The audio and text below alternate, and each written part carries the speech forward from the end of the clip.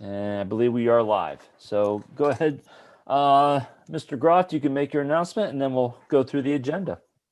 Okay, we will open our study session this evening and let everyone know that we had an executive session before the start of the meeting. Excellent. All right, so what I'll do tonight is we'll go through the agenda. We'll talk about different things happening, and then we'll end and go into executive personnel session to finish out the evening. So first one, finance. Obviously, number one, we'll continue to pay our bills. Number two, recommend that we do the monthly reimbursement for school lunches. Number three is a resolution. I believe we did this before, but I don't know if it got filed properly, so we're going to do it again. It's on charter school funding reform. Obviously, I mean, we know that every time a student decides to go to a cyber charter school or a charter school and it advertises as free, that's not the case. It cost our district about $10,500 for a regular education student and about $26,500 for a special education student, which obviously, you know, that number adds up. And every year we on an average, we face a deficit of about 2.5 million. And this year, in the year of COVID and a pandemic, it's probably going to be about double that amount, anywhere from 4.5 to $5 million deficit that we'll be facing, and we'll have to figure out how to balance that budget. So that will come across your, for you to view, but it's a resolution that just says that, we're asking for change and how those cyber charter schools are funded.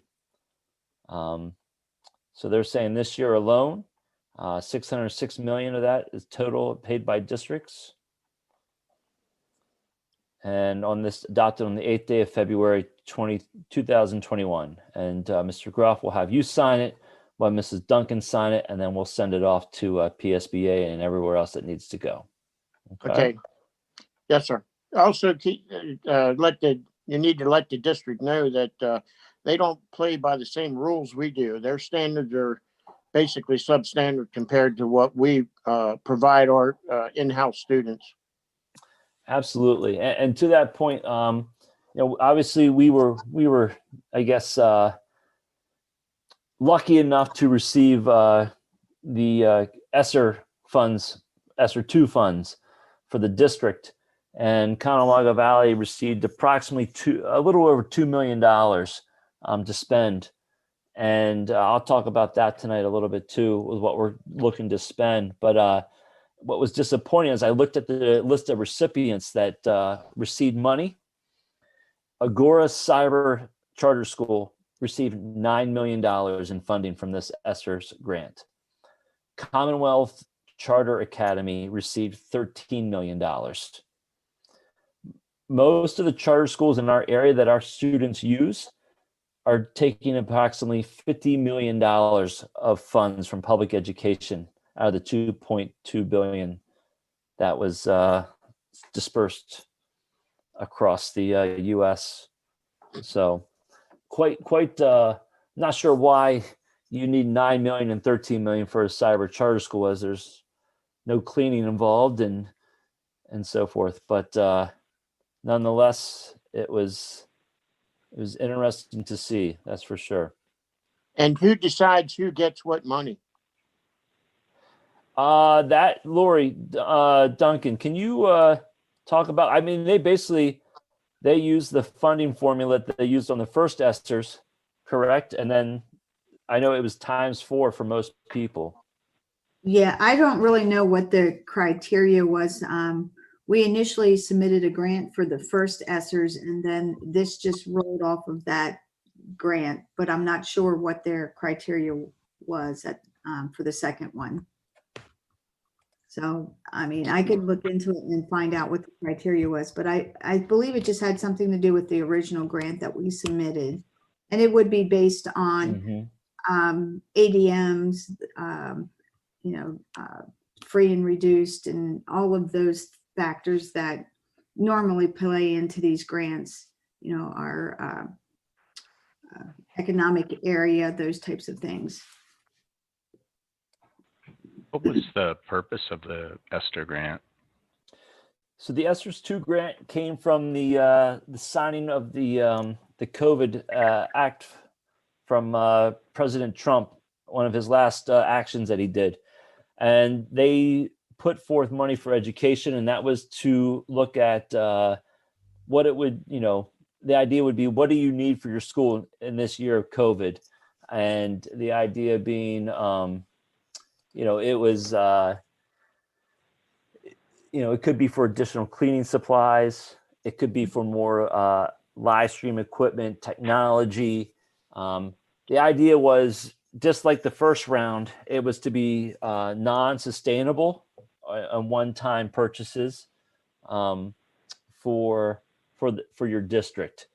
So what it wouldn't be like you could get. Excuse me a second. I think someone is trying to come in here. Oh, did you get them? I think it's also to enhance get students back to school safely is what they Yes. list as, back to school safely, and to enhance the learning process and to help this transition time, through this transition time. Yes. So I know the one thing that we had asked about and we were told no was, can we use these funds to offset the cost of the cyber charter schools? And we were told no, we could not.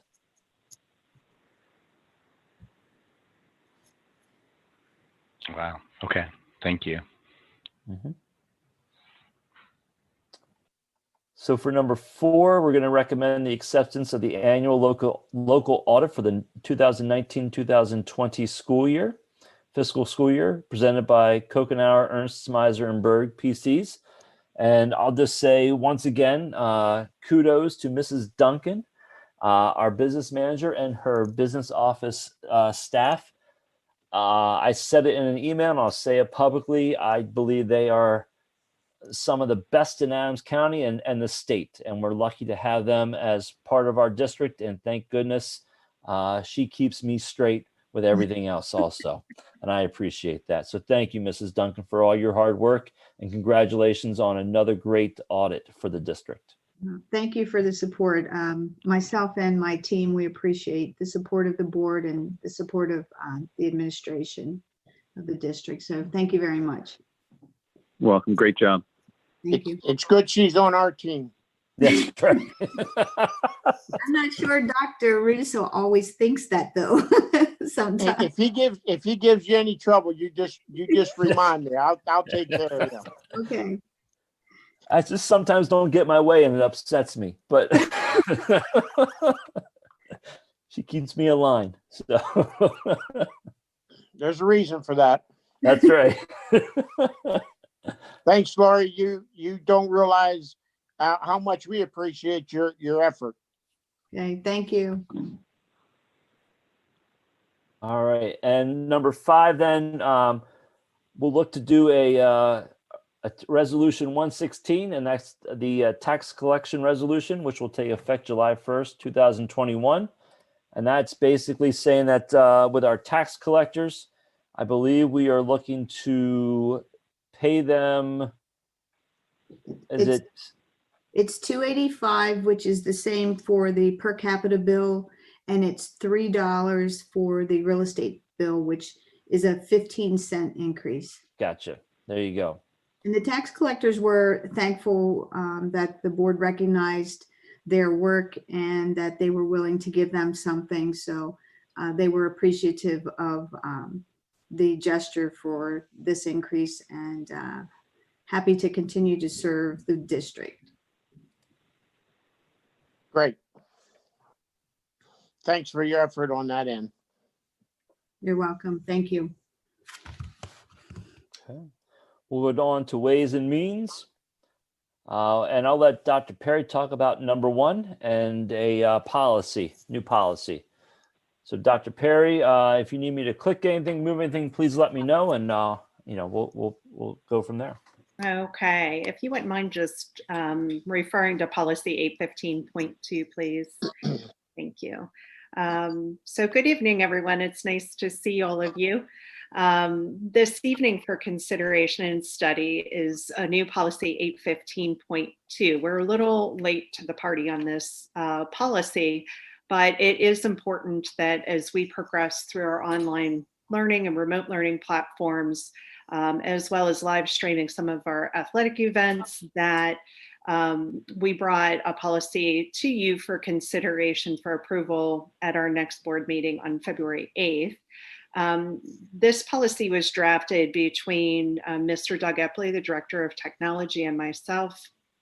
It was looked at by our administrative team. There was feedback that was provided. We also did have Dr. Dalton from Stock and Leader take a look at the policy and to ensure that it aligns with our other updated policies that we've brought forward to you. So with that, essentially this brings out our delegation of responsibility, and it defines these new things that we didn't, quite frankly, have as part of our definitions as of last March. So hybrid class, remote class. We talk about personal devices and what live stream video actually is. And for the purposes of this policy, it shall mean utilizing any camera used for district business to broadcast live video content through the internet and virtual platforms, including through social media platforms. So that's how we're defining live stream video. So as you progress through the policy, we did feel that it was important to develop some guidelines. We had been hearing some feedback from our administrative team about guidelines relative to how they should encourage students to participate, our community to participate, and our faculty in terms of what is allowed and what is not allowed. So we did go through in a very, very detail-oriented means to talk about that. Also, notating the essential aspects of this policy, including FERPA, IDEA, Section 504, the Rehabilitation Act. So all of those protections remain intact with this policy. So district employees are given explicit permission by administration to record these live stream instruction videos. So that was an important notation, that no teacher can, without the knowledge and permission, go ahead and record students as part of their daily lessons. Any of these video recordings are created by district personnel or the property of the district, and the students are prohibited from reposting such videos on the internet, removing them from password protected FERPA compliant file sharing system, and or sharing them with other individuals. And so we thought that that was really important, in the era of Snapchat and where things are spread very quickly. So it was important that we put these guidelines into writing. Also, as per the Children's Online Privacy Protection Act, this talks about explicitly what the district will do. And so essentially saying that, these are the commitments that we make as a district to our children and to their families relative to privacy and security. Student attendance, we talk about that. We talk about, students within a hybrid or a remote learning environment, which, we experience today and, through some of our COVID closures. So in any event, it goes on and on and on with a lot of details. So this is here for your review, and I'm happy to entertain any questions that you may have at this time.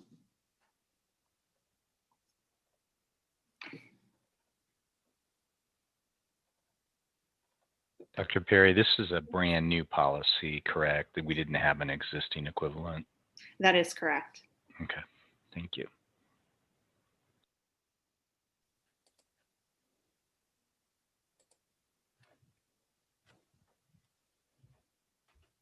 Okay. Thank you, Dr. Perry. I appreciate that. And I appreciate all the work that you and Mr. Epley have done on this policy to make it happen so that we can move forward and make sure that the district is covered and our students are protected. So thank you. Absolutely. Thank you.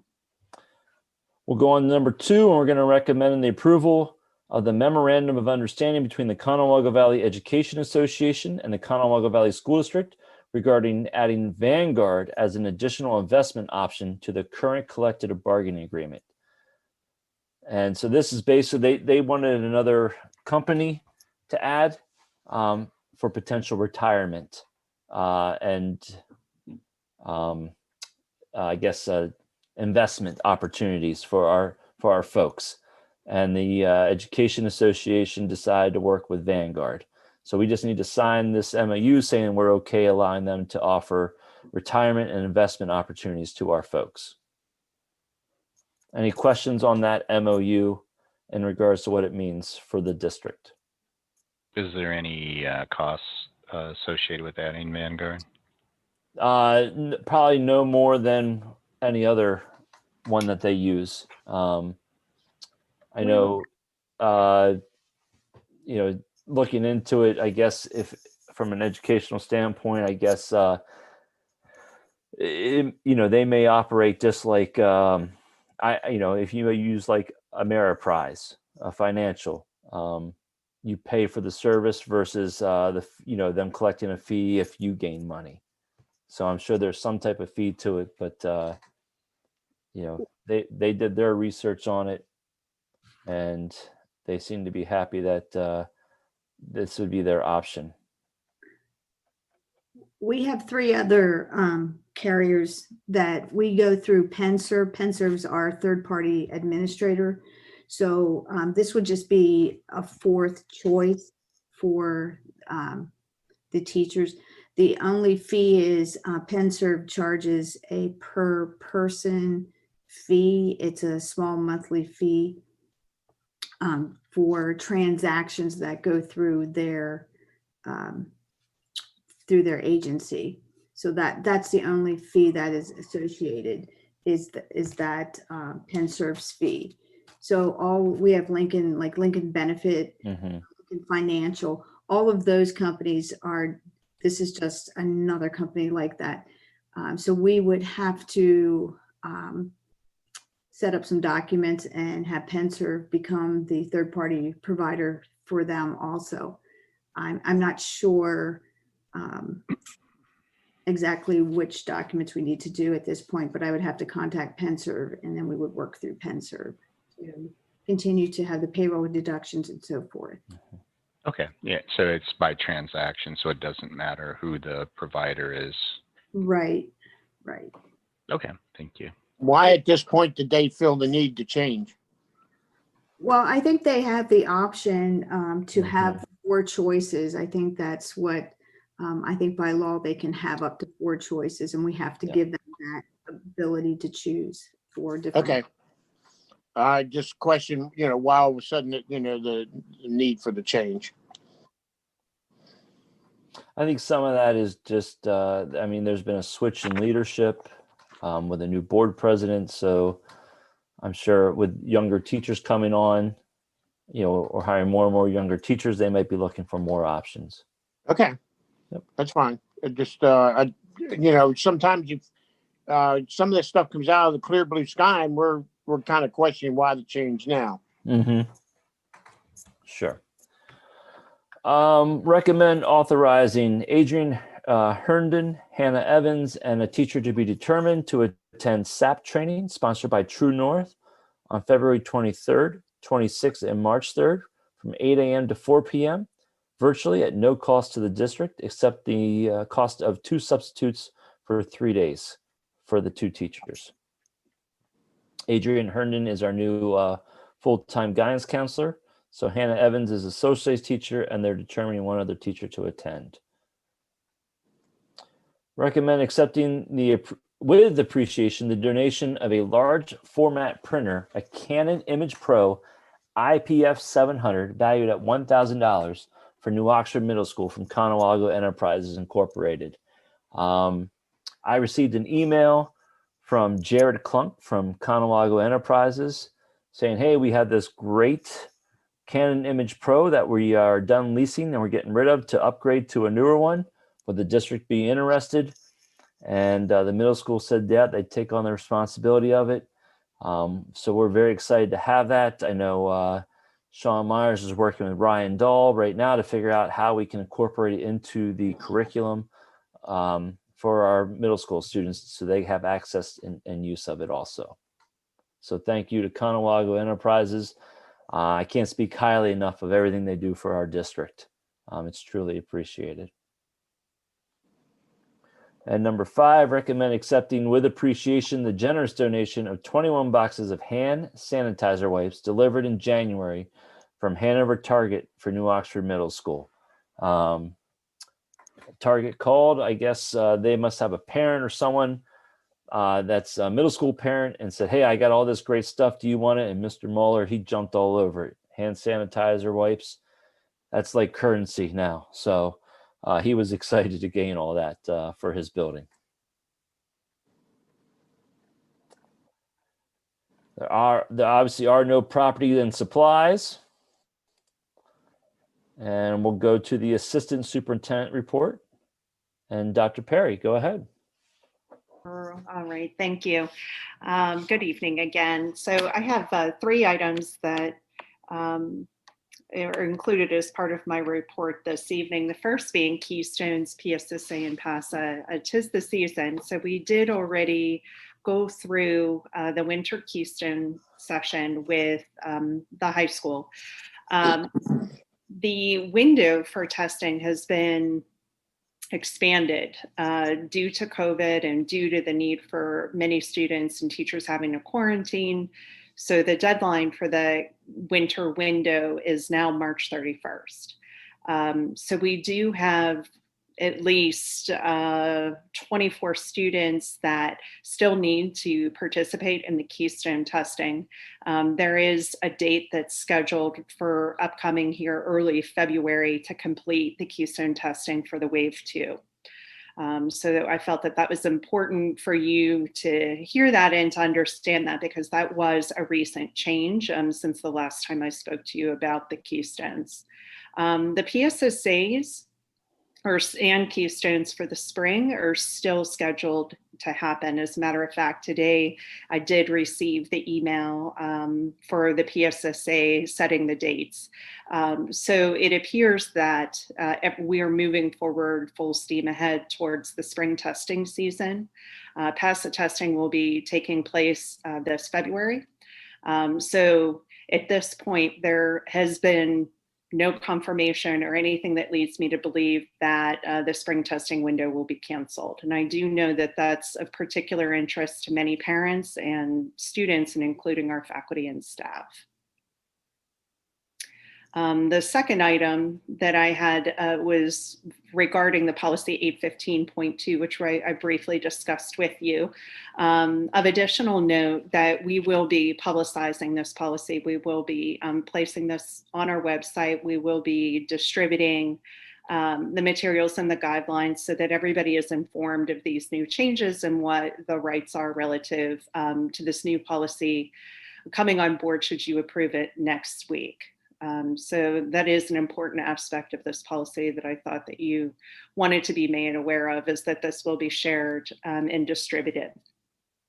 And the third item this evening I have is that there is yet another for college credit course that will be coming to you February 8th for approval. And it's a college and high school child development course in collaboration with HAC's college and the high school program. This will align perfectly with our existing curriculum within our already existing child development course. So we're really, really excited to provide yet another opportunity for college credits for our students. This would be particularly helpful, for the FCS program, as it's now a PDE approved program of study. So I'd like to thank Dr. Bowman for his leadership, as well as the leadership of the curriculum leader, Kim Johnston-Smith, in making this happen. And that's all I have for you this evening. Thank you, So Dr. Perry, I know you were talking about HAC there, but I did want to just say thank you for my daughter specifically, and many of the students who have been able to join the Mansfield College or Mansfield University classes. She opted to take 2 and is looking forward to not having to take those again once she does reach college. So she's enjoying it so far. So thank you for working through that as well.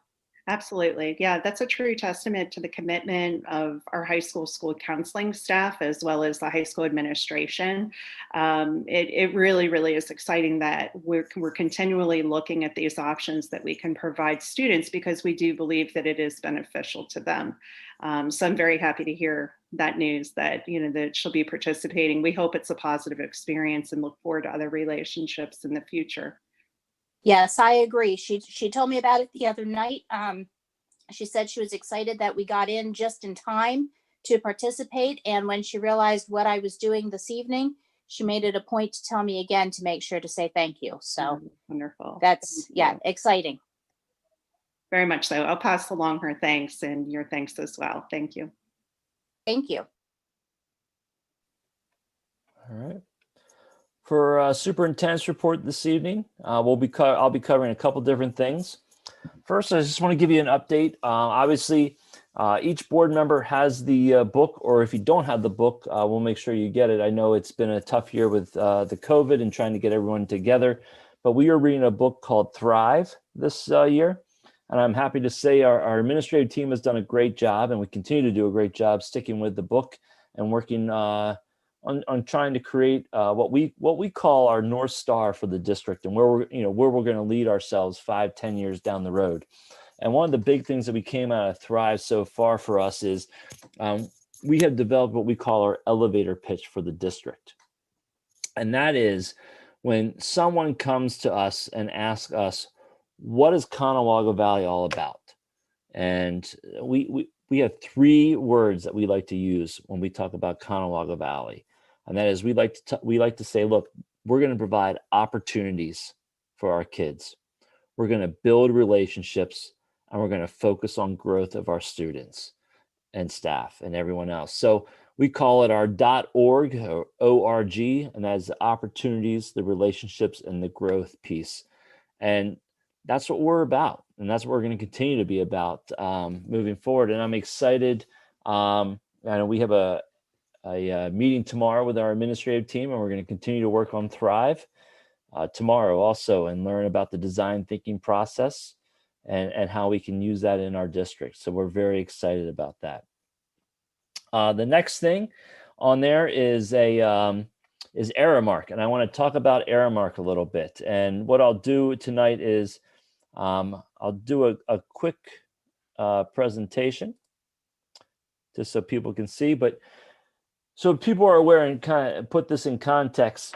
So as a district this year, with our health and safety plan, we recognized pretty quickly that we're understaffed for a district our size and how big we are. We're understaffed with cleaning personnel.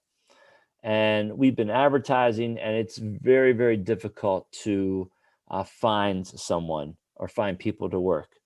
Along those lines, we thought we looked at a lot of different options to figure out how we can meet the needs of the health and safety plan and make sure that we are keeping up with all the cleaning required to make sure that our buildings are safe for our students and for our staff. So in that process of reaching out and looking for different methods and ways to meet the needs of our health and safety plan, Aramark, a company, came along and talked to us about wanting to take over the job of cleaning our schools. And so this presentation tonight is going to talk a little bit about Aramark coming in and what that means for Conewago Valley School District. So when we talk, what does that mean? First thing people think about, well, Aramark's coming over, that means I'm losing a job. And that's not the case. The Aramark team and Conewago Valley are going to work together to obtain the best outcome for our staff so that it's a smooth transition. And they're going to truly value the contributions of our staff members and feel that, it needs to be a mutual understanding with each other, what we're doing and why we're doing it.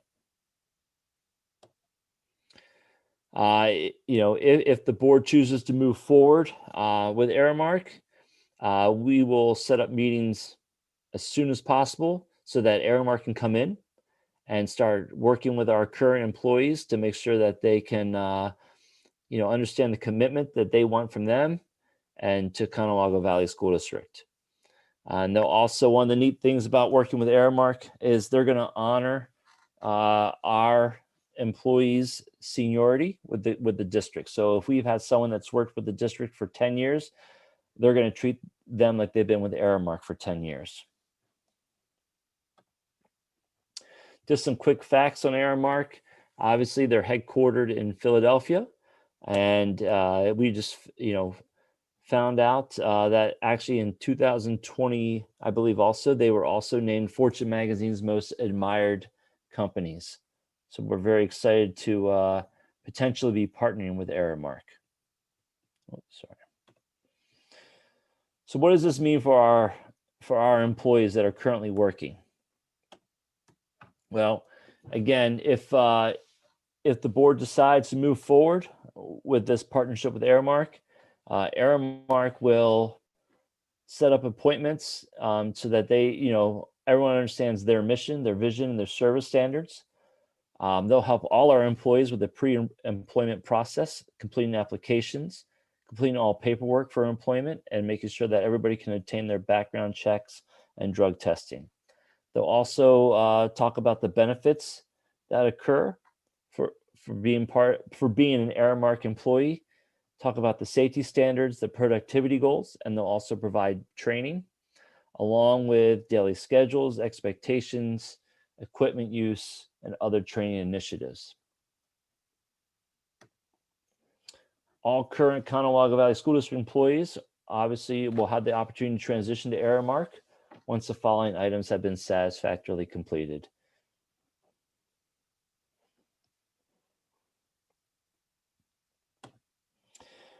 The big thing that, obviously when people worry about is if Aramark comes in, I'm going to get less money, or I'm going to lose what I'm making now. And they have made it known in writing to me that they'll honor everyone's current salary and it will not change. And actually, if anything, it may increase, which will be very good for many of our employees. Staff will be paid every 2 weeks, just like they are now for us. Their payday will be Thursday, and their pay cycles will run Thursday to the end of Wednesday. And if we look at a transition date, we would look at April 1st as a potential transition date for Aramark to come into our district. They would offer vacation, again, based on seniority of that employee within our district would determine how many days they get for vacation.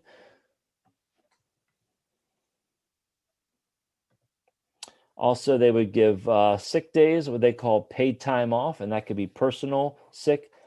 It's their choice of what they choose, but they can earn 6 days per year and carry 12 days, carry an accrual of 12 days total.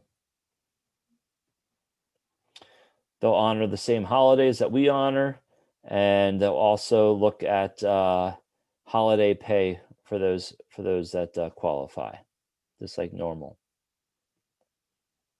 They also provide a wide range of benefits: medical, dental, vision, short-term disability, long-term disability, accidental death and dismemberment, along with life insurance. They also have a resource library for the employees that they'll walk them through to show them all the different choices they have and help guide them in making the correct choice that they would need for their personal choice. In addition, all employees that work for Aramark will get uniforms, safety shoes, PPE equipment, educational assistance. What they call an Encore's Reward employee recognition program, and also they also have a scholarship program that they do. So we're excited about the potential to work with Aramark, but I wanted to make that known and show that to the board. And if the board has any questions, by all means, I'll entertain those and try to answer them the best I can.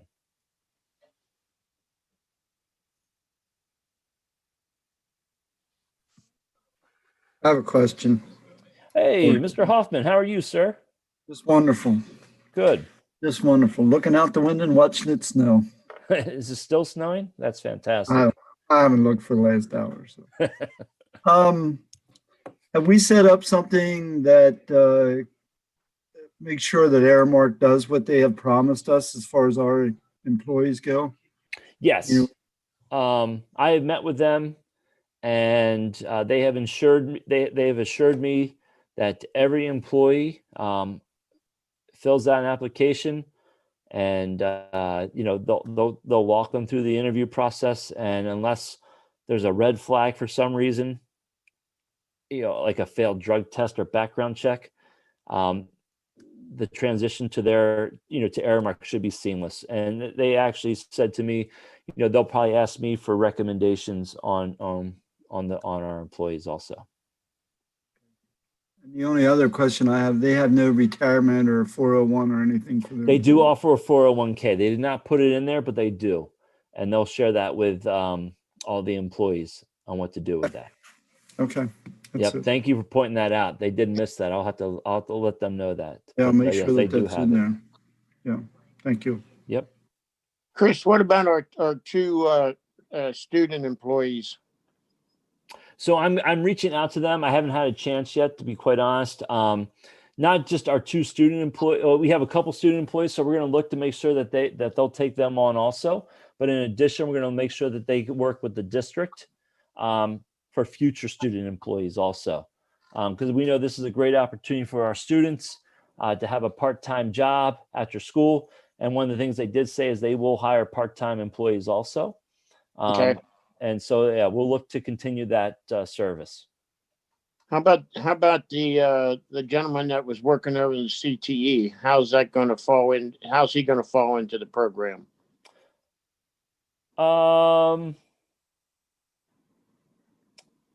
We have a couple gentlemen. We have or so at the CTE and a gentleman at the.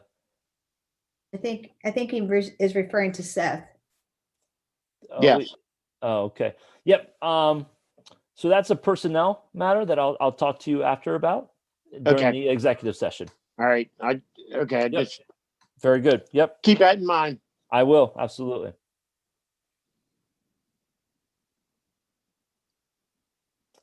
Is this all in writing, This is a contract. Chris, that they'll do this, or is it just like a handshake? No, there's no handshake. Those days are gone. This is a contract that we'll look to enter with Aramark in. And of course, we would not sign off on any contract without having our solicitor, Brooke Say, and stock and leader look over the contract to make sure it's good for the district. And I know Brooke Great, Say thank is on you. that. Yep, Brooke Say is on this call tonight. And I know they have a sample contract that they've already looked over, and we're waiting on a final one before we even think about signing anything. Yeah, Pat, we can give you every assurance. We've already given feedback on what their standard contract is. So once we see the final, they've been on notice of what any tweaks or concerns that we had. And I'm assuming that all that's been taken care of. A number of our districts use Aramark, and they're a great partner.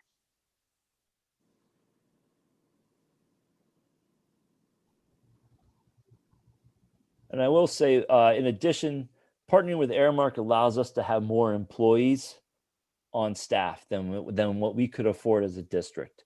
One of the things they will do is they're looking to add additional staff to help out on first shift, along with second shift also. So the idea would be they're looking to run almost like a split first, second shift person that would come in at 10 o'clock and leave around 6:30 or so.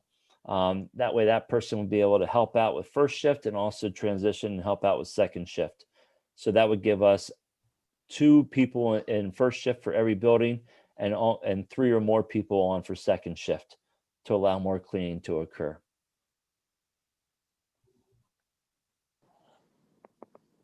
Thank you, Brooke and Chris. It sounds great. It almost sounds too good to be true.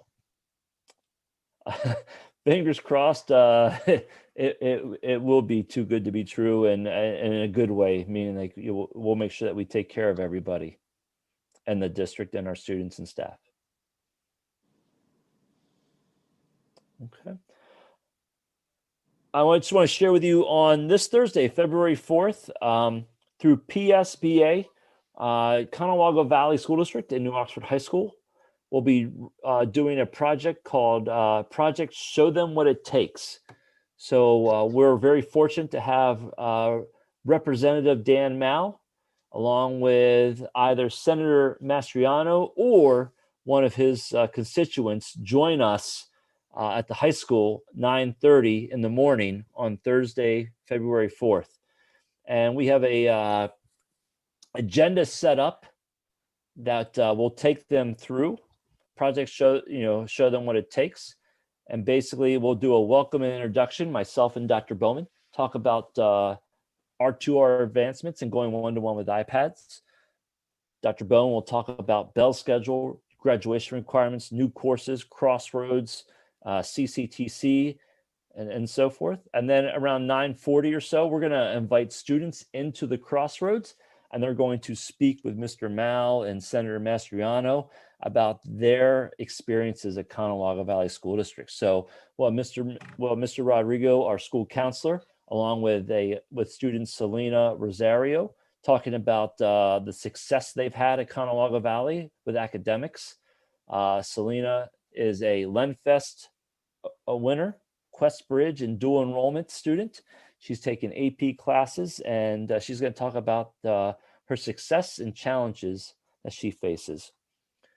We're also going to be talking about the arts with Mr. Campiano, our band director, and talk about the positives, the challenges we face, the performing arts also, and the positive challenges. And we're going to have student Grace Nielsen join us and talk about her success story at districts and everything that she's getting to experience here at Conewago Valley. From there, we'll go into career and technical education. And Mr. Myers, our curriculum chair, will talk about all the great things going on there. And we're going to have student JT Widerman join us and talk about his success in the CTC programs. And then we'll also talk about our extracurricular activities and athletics with Mr. Worley, talk about the upgraded facilities that we were able to do, the live streaming, the continued branding. And also we're going to bring in LaDamian Williams, talk about success on the field for him and what it means to be a Colonial and play athletics. So we do all that. We talk about all that great stuff that we're doing. And then we debrief with Representative Mao and Senator Mastriano. I'm going to talk about the success of the district. And I'm also going to talk about the challenges we face, the funds that we lose to cyber charter schools, the lack of accountability. Talk about the fact that, with our demographic study, we are going to have to look at potential, increased financial distress due to, homes and students coming to our district, which is never a bad thing because we're popular, but it also presents challenges. Also talking about the operating budget and how we can't sustain our vision and what we want to do if they don't change something in the way that our schools are funded. So the purpose is to highlight what we're doing and also do one last plea, I guess, to them to let them know, what we're about. And you can see even there, talk about the future of Conewago Valley.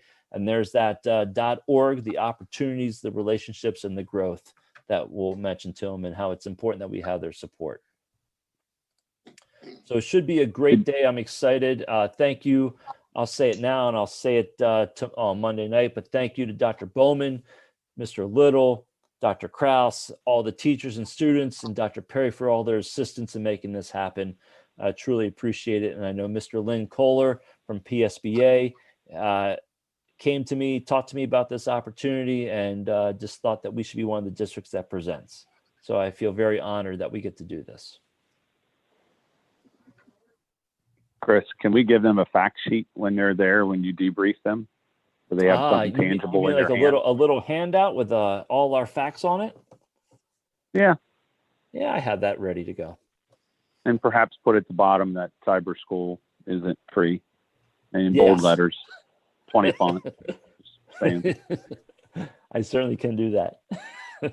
If nothing else, get them to take that it's free off of TV. Yes. That stirs up more activity when they announce it on TV. Get it off the billboards. If you want to advertise your school, that's one thing, but do not say it's free.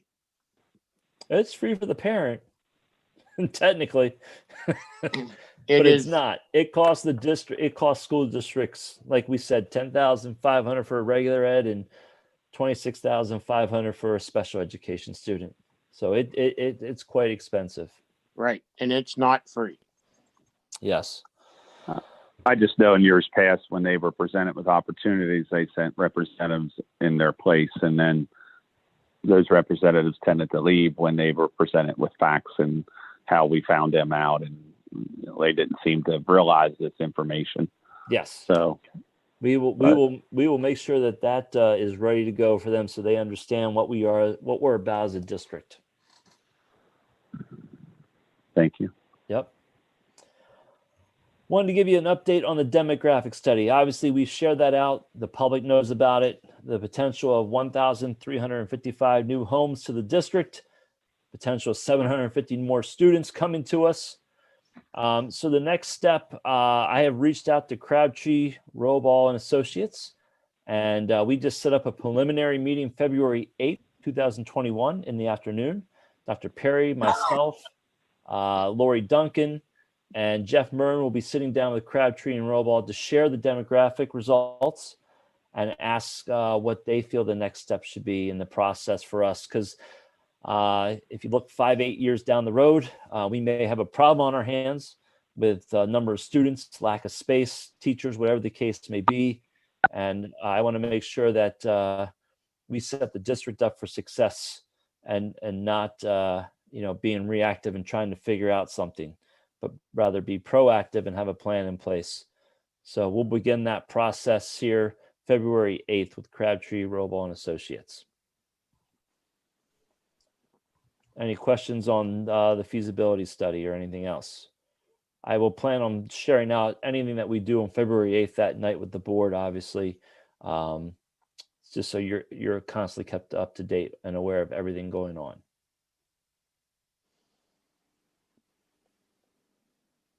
Okay, and finally, I just last thing tonight is I just want to talk about the just Conewago Valley and COVID-19 update. So obviously, we've had to shut down a few times due to the number of cases in the building, and most recently, CTE is shut down for 3 days here, Monday, Tuesday, Wednesday, with students returning back to us on Thursday after the building's cleaned and ready to go. I'll just say that this is a constant challenge for us, trying to keep these schools open, but we'll do whatever it takes to make sure that we can. Part of that is, we talked about the potential of the board making a decision to move with Aramark. That's one of the things we're looking at, to make sure that we can keep those buildings clean and up to date as much as possible. The other piece of it is, I'll say it again. I just want to thank the parents for truly being vigilant and watching their children as much as possible, and making that smart decision. If they have any type of sniffle, maybe a little fever, whatever, instead of, in lieu of probably what we may have all done as parents in the past, you give our kids some Tylenol and some cold medicine and say, you're going to be great for the day. You'll make it through. They're opting not to do that because they realize, it's important that, we keep our schools open for our kids. And I want to thank them for that. It is a challenge, though, when we do have 1 or 2 cases that show up. I could tell you, I just want to recognize our building principals, Mr. Lovejoy and Dr. Sipe. The amount of work that goes in behind the scenes that people don't see is truly amazing when you look at the contact tracing. And even Mrs. Biken, because if they're on the bus and figuring out who they sit beside, the time it takes. One case usually takes us about half a day sometimes, depending on the student and the situation. It can almost take even a full day at times too. So it is quite taxing. And then if we get multiple cases, then we have multiple things going on, and trying to contact trace and make sure there's no connection between the two. But they have done a tremendous job keeping me up to date with what's going on, so that I can always communicate with our community what's going on. Whether I don't know if people like that or don't like that, but I know for me, and I've said it before, I'm not going to be secretive about if we have cases. I think it's important that people know where we stand at all times. And I'll continue to do that, and I'll continue to update the COVID webpage with the numbers, just so people know exactly where we're at. Are there any questions in regards to COVID, the feasibility study, February 4th, Aramark or Thrive, or anything else? Chris, when you send a student home, it's because they have a fever? Not necessarily always a fever. Fever is always one indication, but if a child indicates to us they have other symptoms, Okay. we'll look at the possibility of sending them home. We'll reach out to the parents, because if they have more than 2 symptoms, per our health and safety plan, the guidance set forth by the Department of Health, we'll reach out to the parents and let them know that they should probably come and get that child. Okay. But we don't know they have COVID. Is that correct? We don't know what. So the only time we report out, when I report something out to the community, the parents have a test, and they're either presumed probable or they're confirmed. Confirmed. Okay. So that's why in my letter it says confirmed or probable. But if we send a student home, until we hear back from that parent, we do not report it out. Okay. Okay. Thank you. Yep.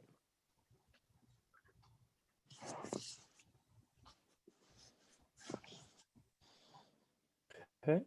I'm going to check to see if there's any comments.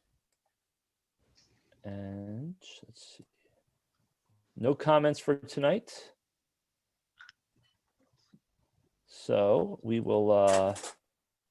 So Chris, I have, I'm on a committee for the seniors, and the parents had asked me to bring a couple questions to the school board. Would now be a good time to ask those? Yes, sure. That's fine. Okay. All right. So as I said, we're on the parent committee that is planning the senior celebration party for the end of the year. Because of everything that's been going on with COVID and everything, we have already planned to host offsite, have a majority of it to be outdoors, trying to take precaution just because we don't know what it's going to look like at the end of May. One of the things that was brought up during the last get together with the parents, which unfortunately I missed, the conversation had gone on to other senior activities such as graduation, prom, potential class trip, and even May Day.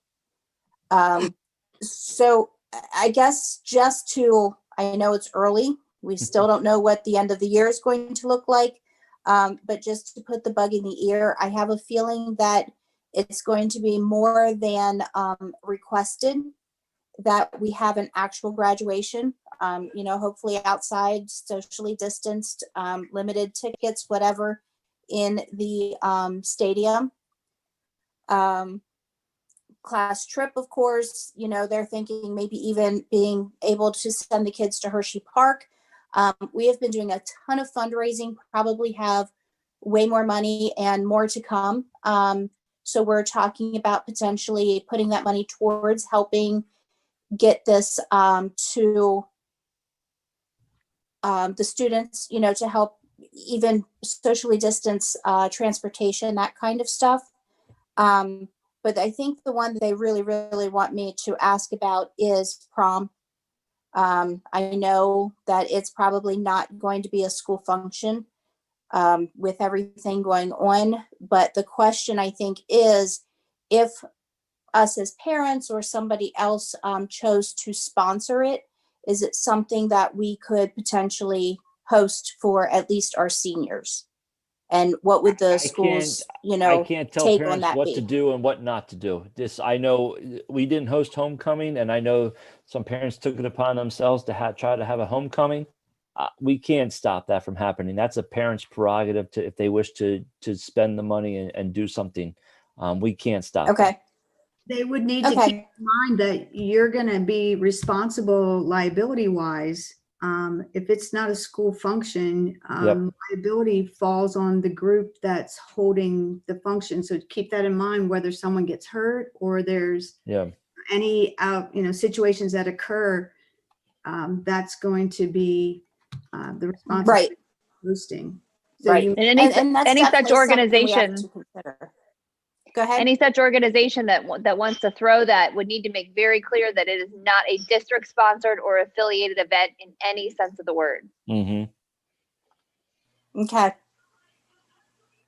Okay. And see, that's why I brought it up here because, you know, when you say New Oxford High School prom, we don't want it coming back to, you know, being stuck on the district, you know, with all of the stipulations and regulations that are out there right now. So we're just trying to get a feel for if it's something that I should, you know, steer them clear or let them run and just, you know, not just make sure that the school is not affiliated. So I just needed sort of a direction. So thank you. You're welcome. All right. I'm going to, at this time, I believe that's everything we have. So I think at this time we'll go into executive session to discuss personnel. So I'm going to stop the live stream here.